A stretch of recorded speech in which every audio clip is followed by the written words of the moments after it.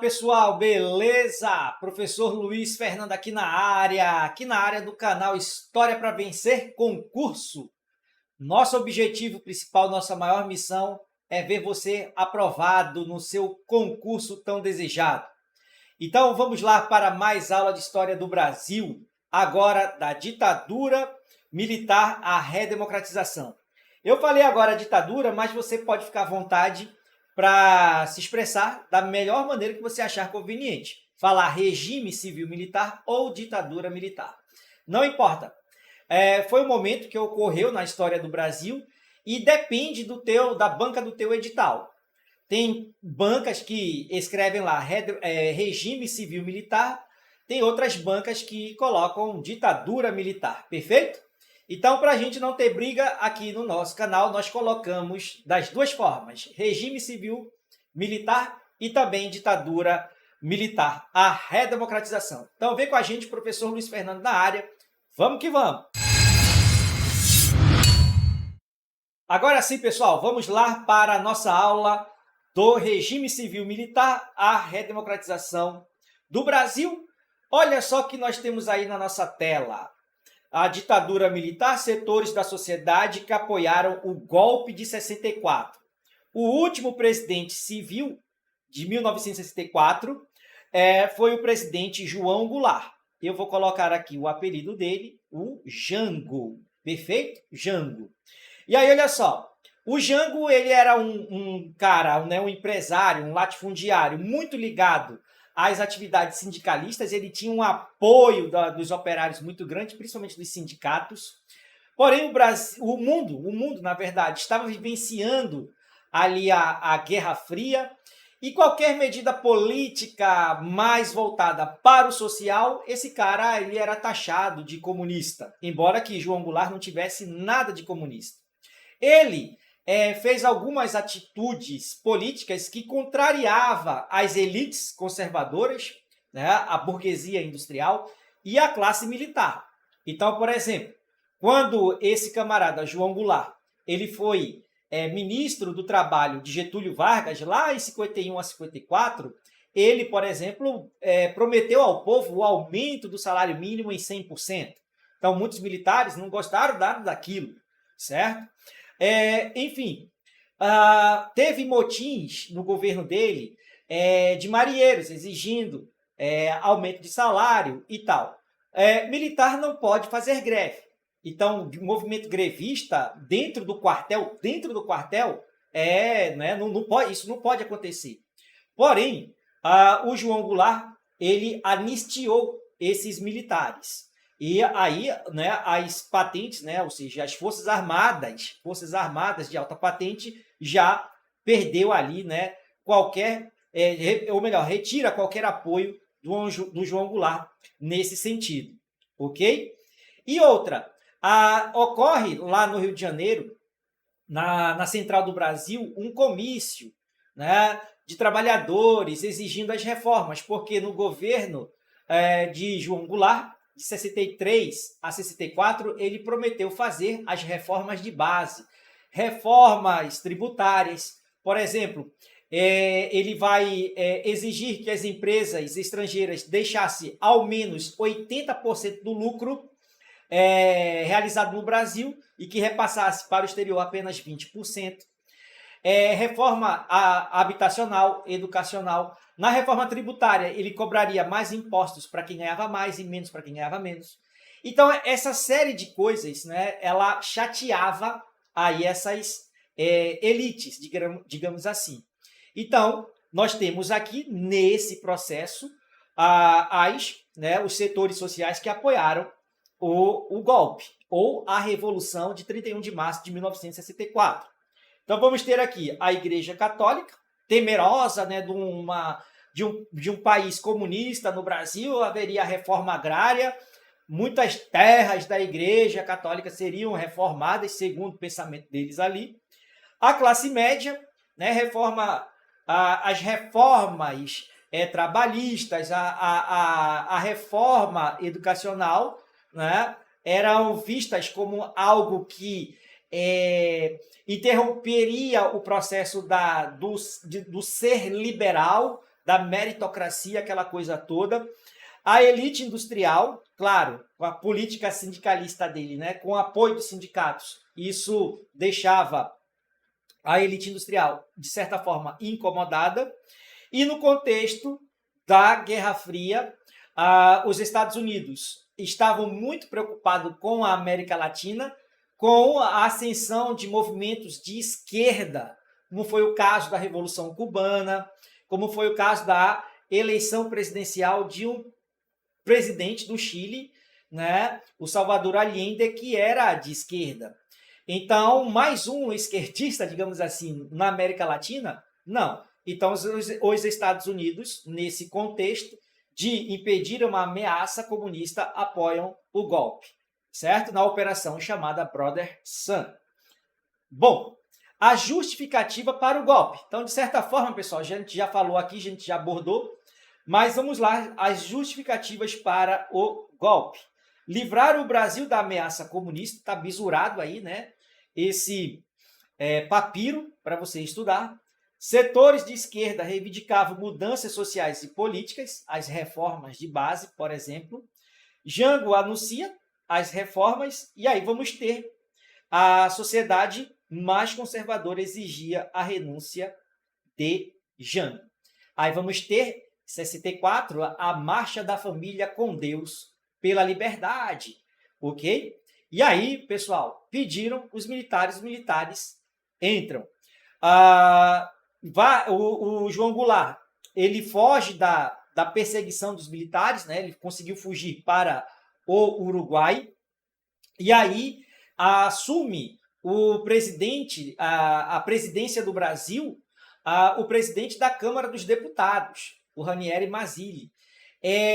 Pô, professor, por que não assumiu o vice? Não assume o vice, pessoal, porque o Jango já era o vice-presidente do Jânio Quadros. Ah, mas você não explicou isso. Eu expliquei na última aula, no finalzinho ali do bloco da última aula, sobre a queda de Vargas, falamos do Jânio Quadros, que era o presidente, renunciou e assumiu o João Goulart.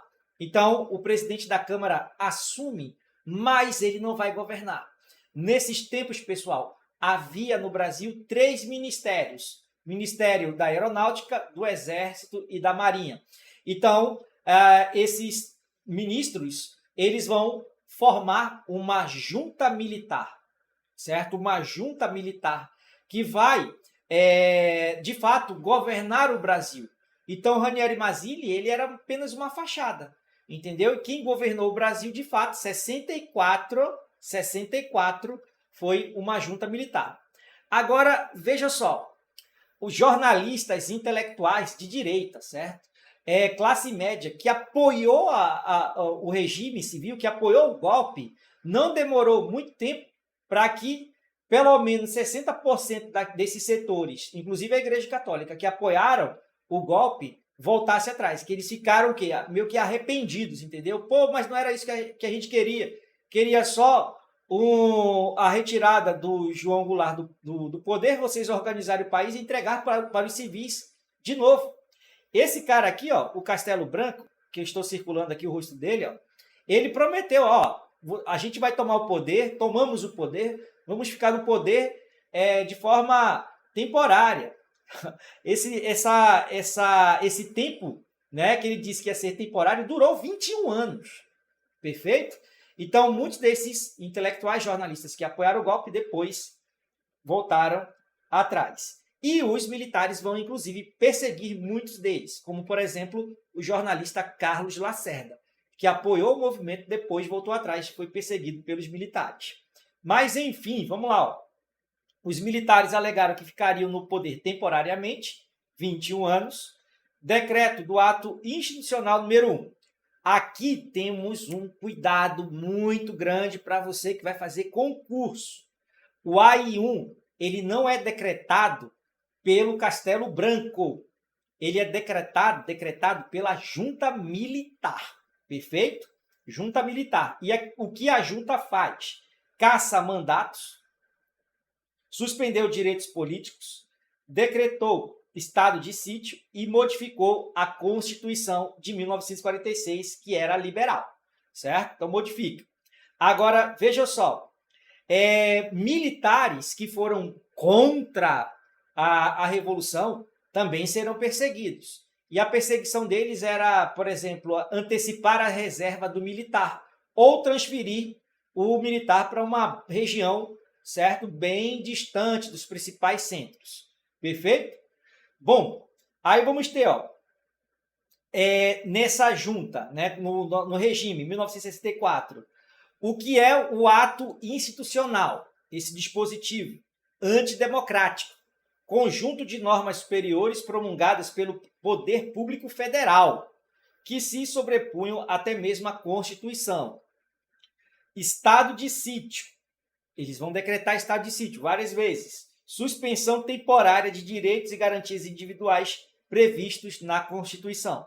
Vocês já estudaram aqui com a gente, estado de sítio, o presidente se decreta, ele não pode decretar por razões pessoais. São casos de exceção. E no caso da exceção justificada pelos militares, era justamente o quê? A ameaça comunista, beleza? Governo de Castelo Branco. Agora sim, a junta governativa, certo? Entrega o poder aí a Castelo Branco. Simbolicamente, ele é eleito pelo Congresso Nacional. Medidas políticas dele. Doutrina de segurança nacional. Combater a ameaça comunista. Criou o Serviço Nacional de Informação. Só bizu aí para você, tá? Que criou o Serviço Nacional de Informação, que tinha por objetivo coletar dados daqueles que eram considerados subversivos, ou seja, contra o regime. OBJ, aqui, objetivo. Rompeu relações com Cuba e extinção da lei de remessa de lucro. Professor, o que é essa lei de remessa de lucro? Aquilo que o João Goulart propôs, né? Restringir remessa de lucro para o exterior. Perfeito? E aí ele extingue. Então, as empresas estrangeiras vão poder fazer o retorno de tudo que eles lucravam no Brasil. Beleza? Bom, aí o que o Castelo Branco vai fazer em relação ao endurecimento do regime? Olha, tem outra coisa, o Castelo Branco era considerado um militar moderado, né? Ainda era considerado moderado, mas veja o que ele fez ali. Decretou o AI-2, estabeleceu eleições indiretas para os cargos de executivo, intervenção do presidente nos estados, então qualquer estado que tivesse ali um político, um governante, contrário ao regime, intervenção dos militares nesse estado, demitir funcionários civis e militares, criou bipartidarismo, importante pra caramba aqui, pessoal, a Arena, Aliança Renovadora Nacional e o MDB. Então, Arena significa Aliança Renovadora Nacional. Esse aqui é o Movimento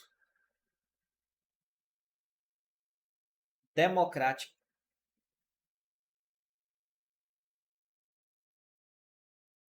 Brasileiro. Beleza? Bom, Castelo Branco ainda decretou o AI-3, eleições indiretas para governador e vice-governador, suspendeu eleições para prefeitos das capitais, decretou o AI-4, convocação do Congresso para discutir e votar a nova Constituição do país, a Constituição de 1967. Então, vejam que nós já estudamos a Constituição de 1824, 1891, 1934, citei na aula anterior a de 1946 e agora a de 1967.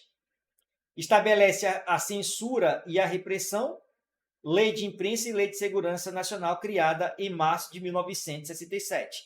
Então, algumas atuações de brasileiros consideradas ali uma ameaça de segurança, esse camarada poderia ser preso.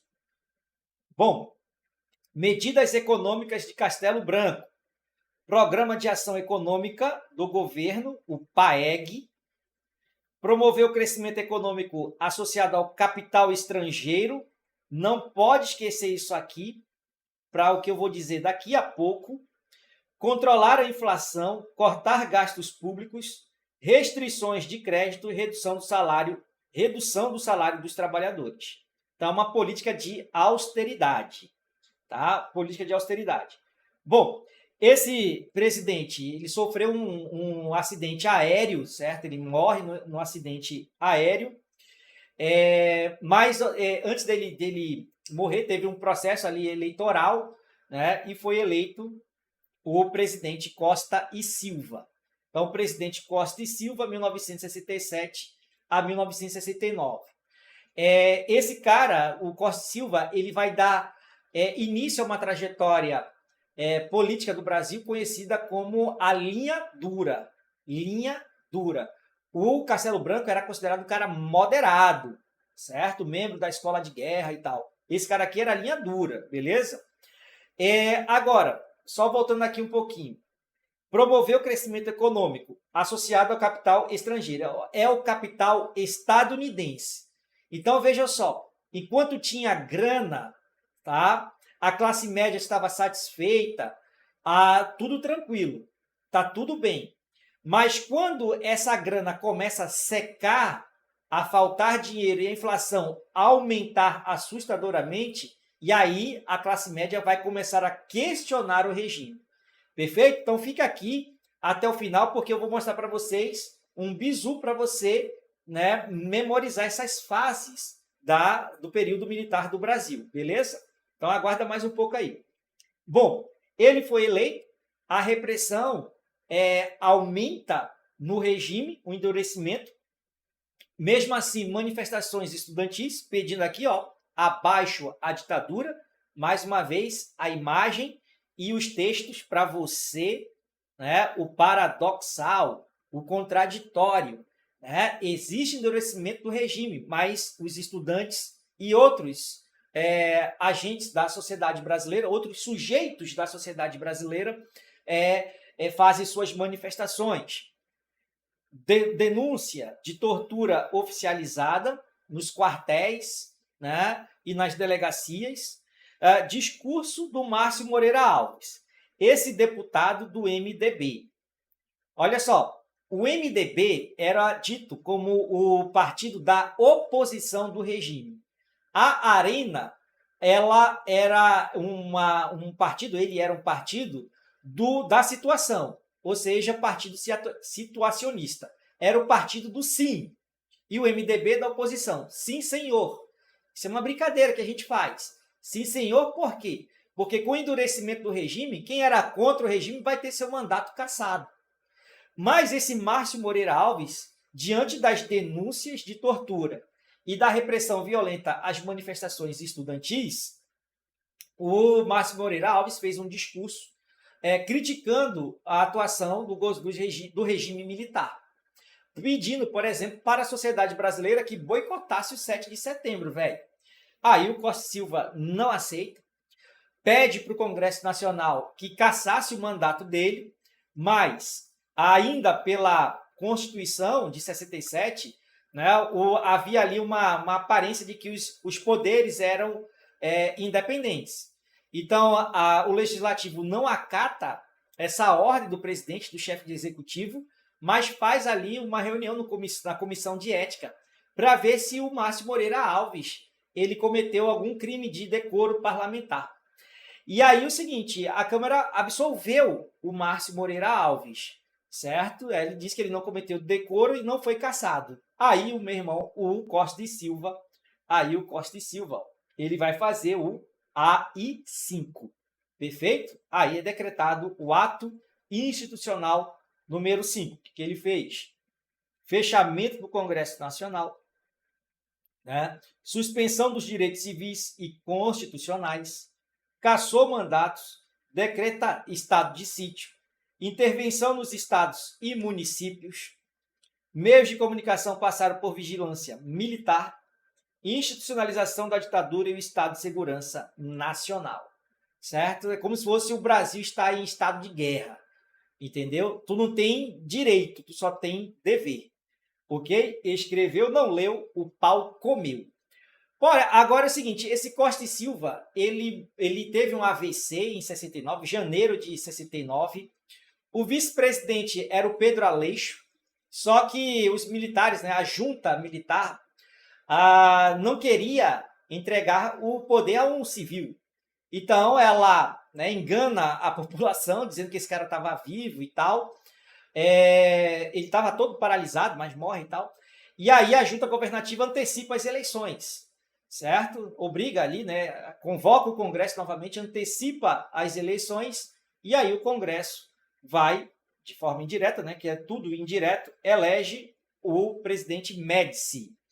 Então, o Médici é ele que vai atuar com o AI-5, entendeu? O Costa e Silva decreta, mas falece. E aí é o Médici que vai presidir o Brasil de acordo com o ato institucional número 5. Então, esse período do governo dele, dos opositores, é conhecido como os anos de chumbo. Porém, a propaganda do governo é que no governo do Médici ocorreu o milagre econômico no Brasil. Sempre existe, gente, olha só, o antagonismo, tá? O paradoxo, os anos de chumbo para os opositores, milagre econômico para os situacionistas. De novo, preste atenção na data, ó, 1969 e 1964. Enquanto tem grana, enquanto tem investimento estadunidense, dá para fazer as coisas. Mas quando acabar, meu irmão, a coisa vai mudar de figura. De novo, o antagonismo. Governo mais repressivo, rápido crescimento econômico, capital estrangeiro, capital estadunidense no Brasil. Tá? Vamos ter aqui, ó, Brasil ame-o ou deixe-o, que era o principal slogan, certo, do regime. Aí eu trouxe essa charge da época para mostrar as críticas dos opositores do regime. Por outro lado, nós temos aqui os presos políticos trocados por embaixadores. Então, nós tivemos a luta armada de guerrilheiros políticos de esquerda no Brasil, mas nós não vamos ter no Brasil uma união de movimentos de esquerda contra o regime, de luta armada. Nós vamos ter várias células, ok? E aí, os militares bem preparados, eles conseguiram, né, não de forma assim 100%, mas conseguiram, digamos, perseguir, prender, certo? Dependendo do caso, até executar alguns desses guerrilheiros. Aí ocorria realmente o sequestro de embaixadores alemão, o militar americano, inclusive, foi morto por esses guerrilheiros. Perfeito? Então, quando eles obtinham algum êxito, presos políticos eram soltos através do pagamento do resgate, né? Ou seja, eles sequestravam o cara e o resgate seria a soltura desses guerrilheiros. Perfeito? Bom, alguns intelectuais, outros políticos que se sentiam ameaçados também resolveram sair do Brasil, se exilando em outros países. Mas vamos lá, ó. Governo Médici, 69 a 74. Enquanto tem grana, dá para fazer. Agora, olha só, o primeiro Plano Nacional de Desenvolvimento, 1970 a 1974, Bizu para concurso público. Principal objetivo do PND, preparar a infraestrutura necessária para o desenvolvimento do Brasil nas décadas seguintes, com ênfase em setores como transporte e telecomunicações. Vejam que, ó, do Médici, não querendo confundir vocês, ó, Médici é o PND. O Castelo Branco, lá atrás, no início da aula, é o PAEG. Não pode vacilar, tranquilo? Primeiro PND, Médici.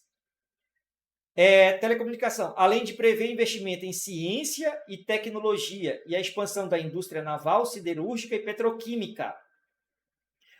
Para isso, articulava empresas estatais, bancos oficiais e outras instituições públicas na elaboração de políticas setoriais, metas e bases para a ação do governo, 70 a 74, tinha como meta um crescimento econômico de 8 a 9% ao ano, inflação anual abaixo de 20% e um aumento de 100 milhões de dólares nas reservas cambiais.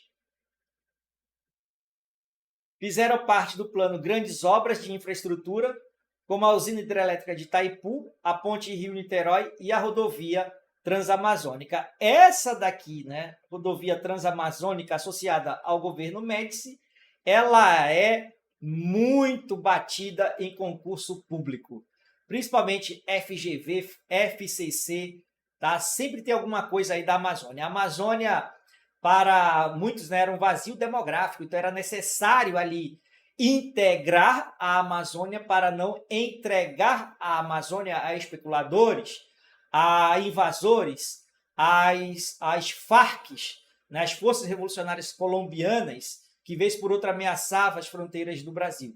E aí vamos ter obras de infraestrutura e mais instalação de postos de fronteira comandado pelo Exército Brasileiro. E olha aí o tamanho dessa rodovia conhecida como Transamazônica. Sai lá da Paraíba e vai bater em Rondônia. Vamos lá.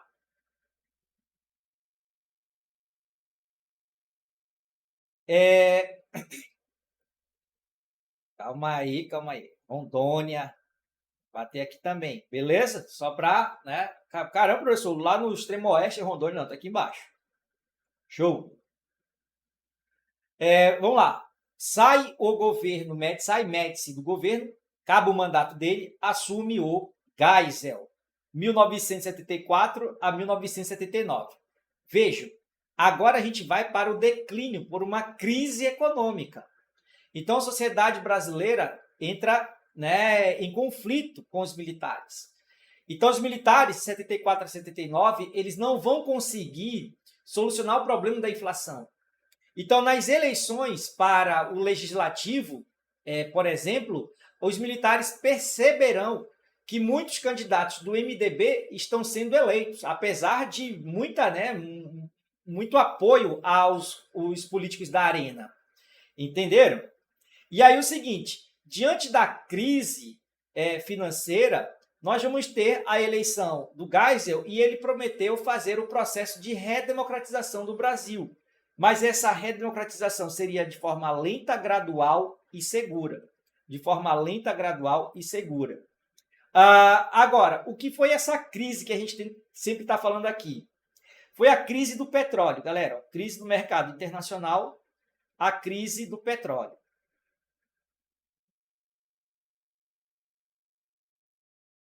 Essa crise do petróleo foi devido a uma guerra do Estado de Israel com o mundo árabe. Então, o mundo árabe levou peia de Israel ali e a maioria dos membros da Organização dos Países Exportadores de Petróleo são árabes. Então, os árabes, fazendo uma política, né, e econômica contra Israel e Estados Unidos, que era o principal aliado de Israel, eles aumentaram o preço do barril do petróleo. Entendeu? Ficou muito caro. E os Estados Unidos, na época, era muito dependente de combustível fóssil, ou seja, do petróleo. Então, o que acontece? Diante dessa crise nos Estados Unidos e no mundo, os Estados Unidos eles vão repatriar os capitais investidos. Então, como a gente viu, desde o PAEG do Castelo Branco, tinha muitos investimentos estadunidenses no Brasil. Então, quando eles, meu irmão, secam o nosso cofre, a crise foi impactante. Inflação, pau, sobe, vai lá para as alturas, perfeito? Então, a sociedade brasileira questiona, né, esse processo. Então, ele promete a redemocratização de forma lenta, gradual e segura, mas o contraditório sempre. Faz alguma medida para restringir, certo? Principalmente que candidatos do MDB fossem eleitos para o cargo de legislativo. Então, por exemplo, a Lei Falcão. A Lei Falcão, os políticos não poderiam mais falar na televisão, né? Já tínhamos televisão, emissora e tal, então eles não poderiam mais falar de suas propostas. Então, a Lei Falcão, ela determina que o cara vai ter que apresentar lá o currículo dele, certo? Quem ele é, onde ele trabalha, quantos mandatos ele já teve e tal. Não vai poder falar. Então, você tem aí a Lei Falcão, resumo do perfil do candidato. Pacote de abril, Aí vamos ter a manutenção de eleições indiretas para presidente. 1/3 do Senado era indicado pelo governo. Então, olha só, hoje no Brasil, nós temos 27 estados e um Distrito Federal. 26 estados, 26 estados e um Distrito Federal. Então, compondo aí 27 unidades federativas. Cada unidade federativa tem direito a 3 senadores. Vamos lá na matemática. 3 vezes 27. Vamos ter aí 81 senadores. Então, vejo, pacote de abril. 1/3 do Senado, 1/3, era indicado pelo governo. Então, 27 senadores serão indicados pelo governo. Então, veja, ele vai prometer abertura, mas ainda mantém algumas restrições. Então, fazer um senador biônico, porque era um personagem, um desenho, sei lá, uma animação que tinha que o robô lá, o super-herói, ele era todo montado, entendeu? Peças de carro, peças de máquina de lavar, enfim, é um homem biônico. Então, a imprensa, né, apelida esses senadores construídos e não eleitos, né, construídos pelo Estado, como senadores biônicos. O cara que é forjado, feito. E aí o seguinte, então já tinha ali de cara 27 senadores da Arena. Isso foi uma maneira de impedir que a ascensão de candidatos do MDB. Beleza? Aí, olha só, diminuição da representação dos estados mais populosos no Congresso Nacional. Outubro de 1978, Geisel, revogou o AI-5 e os demais atos institucionais. E ele, na economia, vai fazer o PND2, né? O segundo PND, segundo Plano Nacional de Desenvolvimento, de 1975 a 1979, para ver se o Brasil se livrava da crise, ok? Que explodiu em 1973. Expansão da indústria de bens de produção, máquinas, equipamentos pesados, aço, cobre, energia elétrica. Iniciou a construção da usina hidrelétrica de Tucuruí e Itaipu. Diversificação da matriz energética. Programa Nacional do Álcool, Proálcool. Aí vamos ter, né, a produção de álcool, que era chamado na época, hoje o etanol. Programa Nuclear Brasileiro, construção das usinas nucleares de Angra dos Reis. Vamos ter pelo menos a construção de Angra 1, tá? Angra 2 também. E o plano fracassa. Tá? Sem capital externo, nós éramos dependentes do capital externo, o plano fracassou, mas ocorre as eleições e vamos ter a eleição do João Batista de Figueiredo, 1979 e 1985. Aí, olha só, os caras gritando aqui, ó, quero votar, filho da puta, filha da puta. Aí, gaviões das diretas e tal. Aí, então, você tem aí, né, um monte de letreiros, né, pedindo, o povo brasileiro pedindo eleições diretas para presidente. Então, como os atos institucionais foram revogados, podia-se votar para o cargo de governador, por exemplo, mas não podia ainda para presidente. Perfeito? Então, o povo vai querer as diretas já. E o Figueiredo ele vai promover essa redemocratização. Mas, vamos ver o que vai acontecer. Primeiro, institui a lei de anistia, prescreveu os crimes políticos dos subversivos, ou seja, da esquerda que cometeu crime político, e da direita, dos governistas, né? Perdoou os agentes da repressão. Lei de anistia, muito polêmica, uma lei pétrea, ela não pode ser revogada. Ela não pode ser revogada. Tá? Então, não tem esse negócio de julgar quem cometeu crime lá durante a ditadura. Tá? Não pode, porque esses agentes, esses sujeitos foram perdoados. Reforma pluripartidária, aí vamos ter o retorno do pluripartidarismo no Brasil, aí vão surgir diversos, né? O PMDB, PDS, PP, PT e assim por diante. O sindicalismo fazem as suas greves e vamos ter nas ruas a campanha das diretas já.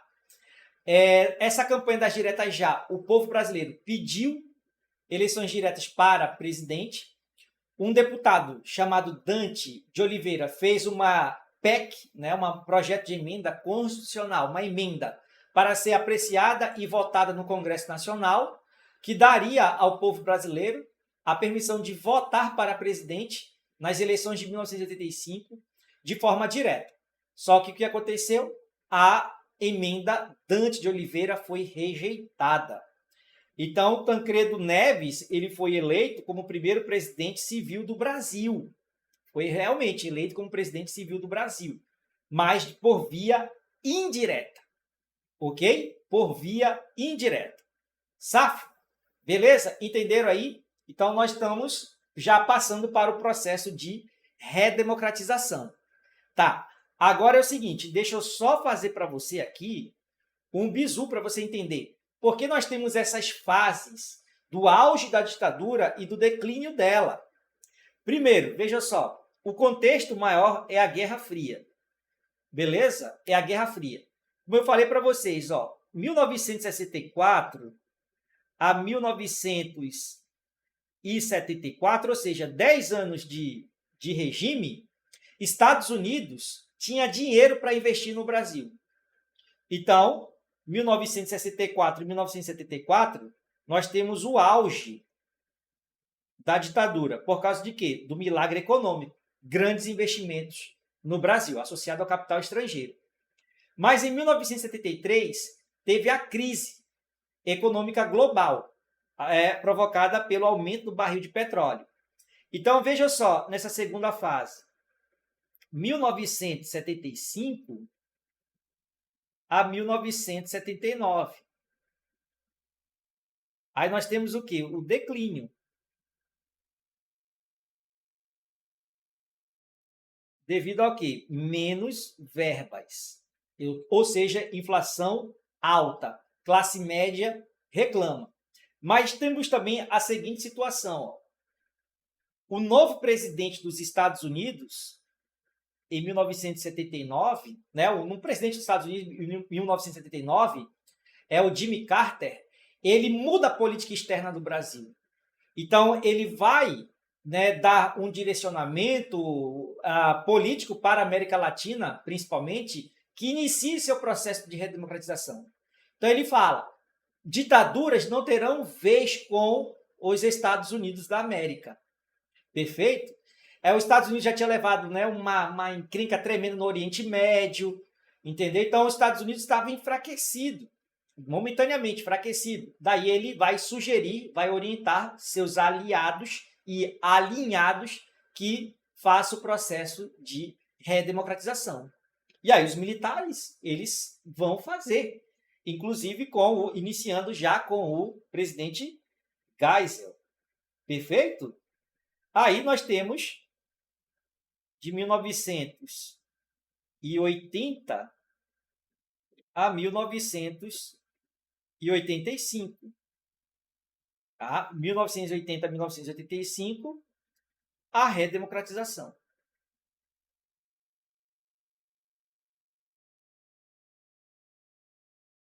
Ó, a redemocratização. Lá na Europa, na União Soviética, vai ter também o início do processo de redemocratização. Perfeito? Então, a história do Brasil está ligada aí ao cenário internacional. Ok? É o neoliberalismo que adentra aqui também, nessa década de 1980. Perfeito? Aí, vamos lá.